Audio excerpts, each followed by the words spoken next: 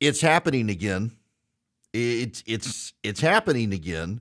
It's impressive. You should know the story is out there. This is from CBS News today. It's all the buzz online. It has Democrats a little bit perturbed. The typical American household must spend an additional $11,434 annually just to maintain the same standard of living they enjoyed in January of 2021, right before inflation soared to 40-year highs, according to a recent analysis of government data. Such figures underscore the financial squeeze many families continue to face, even as the rate of U.S. inflation recedes and the economy by many measures remains strong, with the jobless rate at a two-decade low. Even so, many Americans say they aren't feeling those gains. And this fall, more people reported struggling financially than they did prior to the pandemic, according to CBS News polling. Inflation is the main reason Americans express pessimism about the economy, despite its bright points, which also include stronger wage gains in recent years. Now, one more paragraph here. Average hourly pay for workers has increased robust 13.6% since January 2021, although that lags the 17% increase in inflation during the same period, according to government data. The main categories requiring heavier spending for consumers simply to tread water: food, transportation, housing, and energy, which together account for almost 80 cents of every dollar in additional spending, according to the analysis from Republican members of the U.S. Senate Joint Economic Committee. Now, keep in mind, according to Bloomberg the other day, wages are up 20%. But when you combine it with inflation, wages are only up 0.6%. Does it not seem the floodgates are opening on this? Just step back with me for just a moment, because I want to explain to you what's going on here, because I have a theory and I'm right. What's happening is, for the last year, Americans have been telling the media, we're not happy. The economy's not good. Things are expensive. And the reply from the media has been, you don't know what you're talking about. The economy's doing better than every other economy on the planet. You have no idea how blessed you are.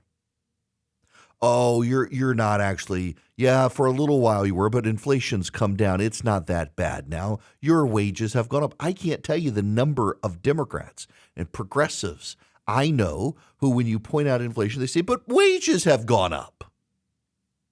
But not as much as inflation. But it's their apologetics. It's their catechism. It's why has inflation increased? Inflation has increased because of so much money in the public sector, but it's okay because your wages have gone up to offset the increase. That's the catechism of the left right now. They acknowledge inflation's gone up. They acknowledge inflation's gone up because of how much money has been stirring around in the economy. But then they say, it's okay, your wages have gone up too, except your wages haven't gone up enough. But for a year now, people have been complaining about this. They've complained about the brisket. They've complained about the turkey. They've complained about the ketchup. First, it was the shortages. Then it was the cost.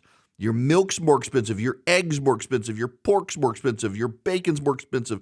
Your beef's more expensive. Your hamburger buns are more expensive. Your gas is more expensive. Your vegetables are more expensive. It's all more expensive. They tell you to shop the perimeter of the grocery store and avoid the middle aisles with the heavily packaged processed foods, and you do it, and everything's gone up. The only thing that hadn't gone up ridiculously is the Beyond and Impossible meats, because nobody buys them.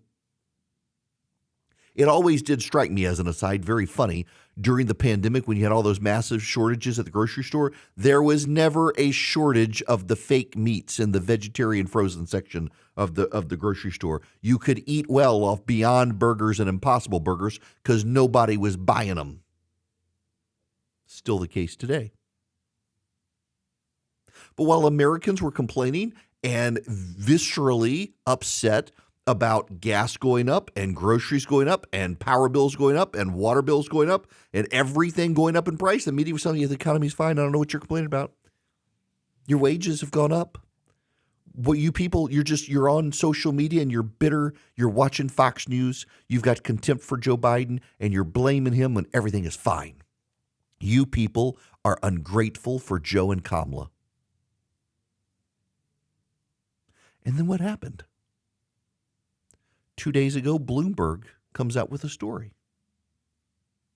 And Bloomberg's story is, you know what, actually turns out people are right. Turns out things are more expensive. Turns out inflation hasn't been offset by wage growth. It turns out people really aren't getting ahead at all. It turns out that fast food prices are up. Rent prices are up, energy prices are up, even indoor house plants. The cost of them is up. Used cars are up, new cars are up, interest rates are up. Everything's more expensive for people. Turns out people have been telling the truth. And now comes CBS News again. The headline here, this is the important headline. Americans need an extra $11,400 today just to afford the basics. We're not talking lavish living here. Even the one-ply toilet paper is more expensive. And people buy two-ply because they're not animals. We're not talking about the dude wipes and the Cottonelle fragrance-free moist towelettes you can wipe your bottom with. We're just talking basic toilet paper. It's more expensive. We're not talking the fancy free-range eggs at the grocery store. We're talking the generic box of eggs in the styrofoam package that are white and have the red stamps on them. They're more expensive. We're not talking name brand milk, just the grocery store in-house brand milk, more expensive. Beer, more expensive. Even the delicious and delectable Miller Lite, more expensive. And that includes the hamburger meat, your ground chuck, your slabs of brisket, your chickens, whole or cut up, carved and deboned, and the potatoes. The potatoes are more expensive. We're talking the basics. We're not talking the double stuffed Oreos. They're more expensive, but we're not even talking the double stuffed Oreos just to get by. What do you need? You need milk, eggs, toilet paper, a nice loaf of bread, some vegetables, some meat. Forget the chips. Forget the soft drinks. Forget the crackers. Forget the double stuffed Oreos. Just the basics. It's too expensive. Just to survive on the basic necessities of life. Costs have gone up $11,434. Turns out the American public was right. And all the belly aching from Paul Krugman on the editorial page of the New York Times, to the talking heads on CNN and CNBC, to the anchors across America's networks telling us that everything's fine and the economy's good, turns out they were full of it. Why the shift? Why the shift? After a year of telling us everything's fine, why are they suddenly saying, oh, it turns out Americans are right? Could it be that it's related to a completely different story? Could it be that the media, they're tying this into something else? That the media is not talking about this because of economics. They're not talking about this to relate to you. They're not talking about this to understand you. They're not talking about this to tell you it turns out you were telling the truth. You know you weren't lying. Could it be a completely separate story that the media is thinking of when they write this story? Could it be the story they're addressing is Joe Biden is deeply unpopular and too old to run for president again? 88% of Americans want him to step aside.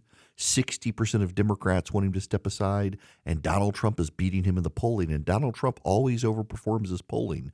Could it be that the media is suddenly telling the truth about the economy because they tried to build the Potemkin Village for Joe Biden to run for re-election. They tried to prop up the Potemkin Village to make the economy look shiny, to make it look like we're outperforming, to make it look like everything is fine and dandy, and it failed, and Joe Biden's popularity is in the tank. He's getting even more unpopular. Donald Trump is ahead of him in the polling, and so the only thing the media can do now is finally pull the alarm and try to evacuate the building and get Joe Biden out of the White House.